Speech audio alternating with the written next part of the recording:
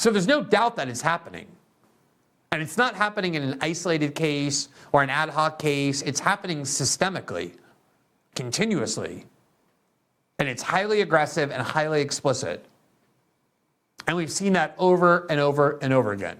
And now today, and again, I said last night that there's a lot of criticisms that are valid about the House Republican majority, including the fact that they often discover and reveal wrongdoing, but don't seem to have the courage to do much about it. But whatever else is true, part of their function is oversight and bringing transparency to these agencies. And on that score, I do think they're doing a very good job. I think these agencies, the CIA, the FBI, Homeland Security, are getting more transparency and more oversight and more scrutiny from Congress than at any point since the Church Commission of the 1970s. I know as a journalist who focuses a lot on these agencies, the information that has been emerging from these hearings and the use of these subpoenas have provided some of the most important insights yet into exactly what's happening here, into exactly what is taking place. And don't underestimate the importance of that. I knew for many years that the NSA was spying on Americans in ways far more indiscriminate and suspicionless and illegal than anyone knew. But I couldn't prove it. I couldn't prove exactly how it was being done. We got little bits and pieces that enabled me to know it was happening, but it wasn't until Edward Snowden came forward and handed me an archive that enabled me and my colleagues to spend the time showing exactly how it worked and exactly how it functioned and eliminate any doubt about the fact that it was. Only then did the repercussions really start. So it always begins with transparency and the light that gets shined on what these companies and what these agencies are doing. And we have a lot of that, and we have more of it today as a result of Congressman Jordan's release of these emails. So let's take a look at the key parts of what he's calling the Facebook files, obviously intending to draw a parallel between what he was able to discover and the Twitter files. And there you see his first tweet, part 1, smoking gun documents prove Facebook censored Americans because of Biden White House pressure.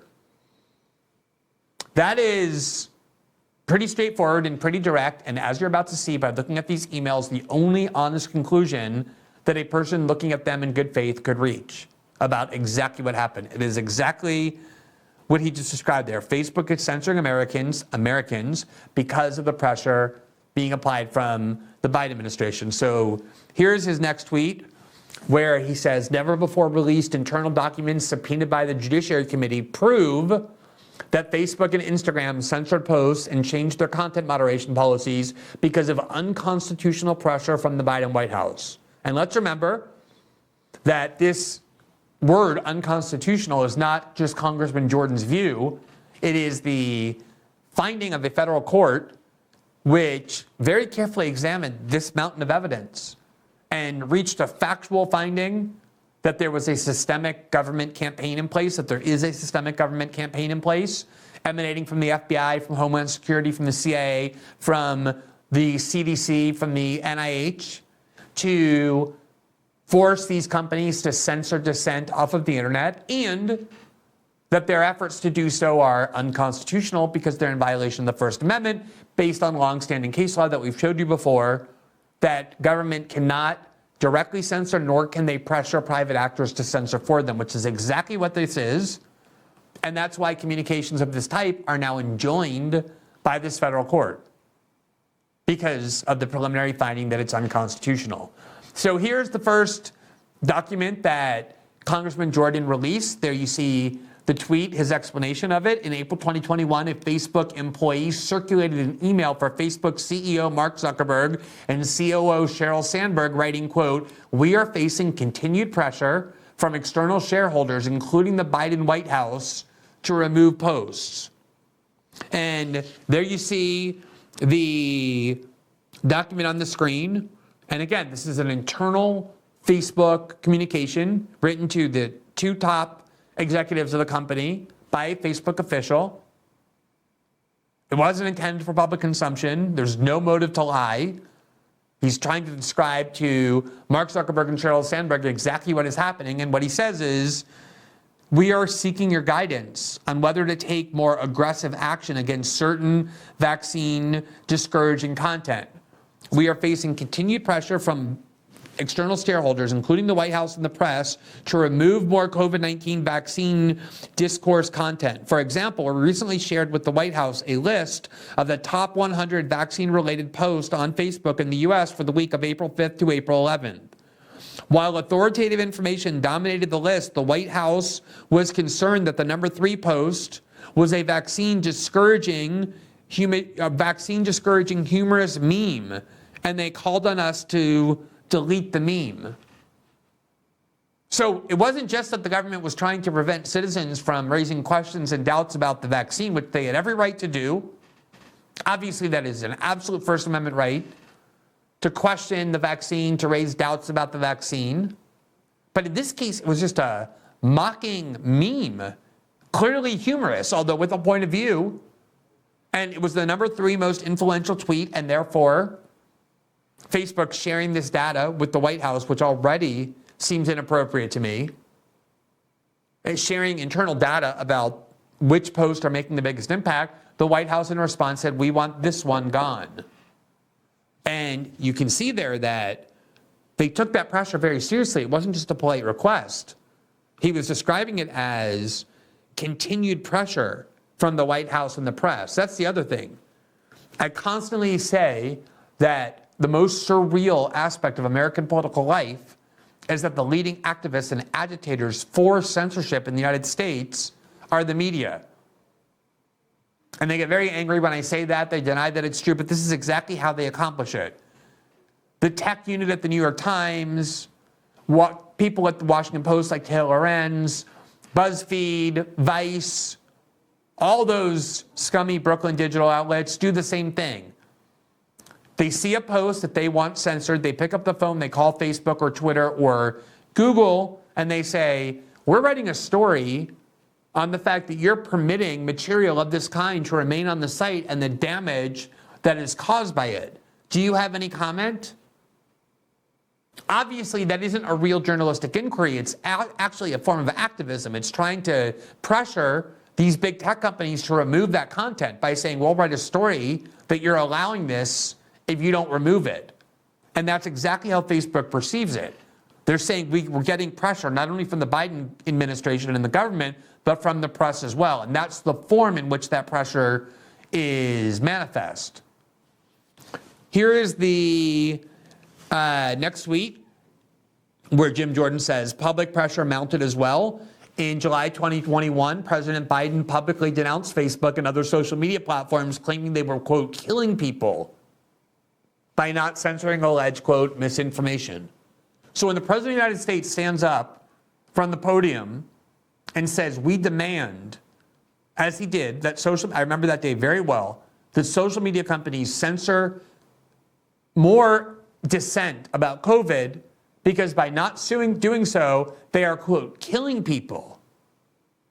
That is deliberately creating a climate in which these companies are basically forced to censor because the government is formally accusing them of having blood on their hands if they don't. This is how the government always used to try and pressure the newspapers with which I was working during the Snowden reporting and many other national security journalists to not report. They will always accuse you of having blood on your hands if you reveal their secret wrongdoing. And they're just commandeering this language to insist that these big tech companies censor on their demand. Otherwise, they will accuse them of having blood on their hands, of, quote, killing people, in the words of President Biden. The next tweet says, but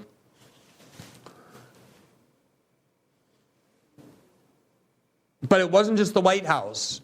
Facebook also changed its policies in direct response to pressure from Biden's Surgeon General, censoring members of the, quote, disinformation dozen. And there you see the document on the screen in which this is, again, an internal Facebook email that says this email provides a follow-up to our August 6th discussion regarding our response to the Surgeon General on COVID-19 misinformation. During that discussion, we agreed to further explore our discrete policy options for reducing the prevalence of COVID-19 misinformation on our platform. So the government is requesting meetings with Facebook, demanding changes to their moderation policies to expand the scope of what is prohibited when it comes to dissent about COVID. The memo goes on. Since the teams have scoped the requirements for executing these options, as discussed further below, we plan to roll out the first 3 options over the next coming weeks, and we'll roll out the 4th option as an escalation-only policy. And there you see the options that emerge from these meetings with the federal government, specifically talking about things like, and they will remove any, they will designate any assets linked in group pages, profiles, or accounts, which we have removed. And here you can see this information here, what I'm talking about. So it says, option number 1, designate any assets linked to groups, pages, profiles, accounts, which have been removed for COVID misinformation violations as non-recommendable to users. So they would block these accounts from spreading, even though they wouldn't officially ban them. They would essentially make them impossible to be heard. And the impact is that any asset linked to the prohibited or the bad groups that have been removed for COVID misinformation would not be recommended to users. One example, RFK Jr.'s Instagram account is removed. So his Facebook will therefore not be recommendable. So he was already banned from Facebook, RFK Jr., a lifelong corporate lawyer, environmental lawyer suing large corporations for harming the public health, specializing in this information. And the federal government was very concerned about RFK Jr.'s influence. He had written a book about Tony Fauci, and they wanted his influence, his commentary on COVID, not to be heard. And so they pressured Facebook to change its policies to make it impossible to recommend RFK Jr.'s post or RFK Jr. himself on Facebook. And over, that's exactly what the government continuously tried to get Facebook to do, to dig into the granular details of their quote-unquote content moderation or censorship policies and insist that they expand the ways in which they were silencing dissenters. Here's the final part, option 3, demote COVID or vaccine information rated partly falsely more strongly, just to try and censor more. Option 4, court COVID or vaccine-related URLs that are rated partly false or missing context, and penalize them further. And it describes in detail what the US government wanted them to do. So you see how involved the federal government was in trying to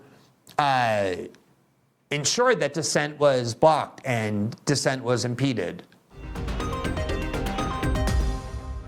Thanks for watching this clip from System Update, our live show that airs every Monday through Friday at 7 p.m. Eastern, exclusively on Rumble. You can catch the full nightly shows live or view the backlog of episodes for free on our Rumble page. You can also find full episodes the morning after they air across all major podcasting platforms, including Spotify and Apple. All the information you need is linked below. We hope to see you there.